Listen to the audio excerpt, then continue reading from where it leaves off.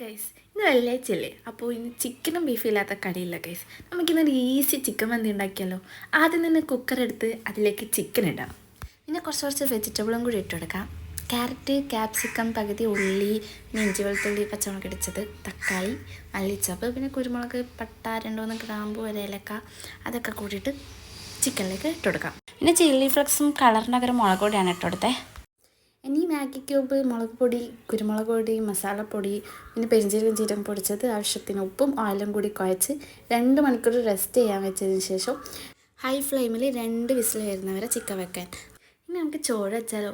ആദ്യം തന്നെ ചോറ് വെക്കുന്ന പാത്രം വെച്ച് അതിലേക്ക് ഓയിൽ ഒഴിച്ചതിന് ശേഷം ഒരു ഉള്ളി ഇട്ട് കൊടുക്കാം.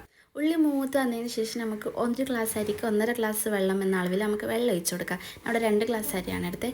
അപ്പോഴേക്കും നമ്മൾ ചിക്കൻ ഇവിടെ റെഡി ആയിട്ടുണ്ട്. നല്ല മണം ഗൈസ്.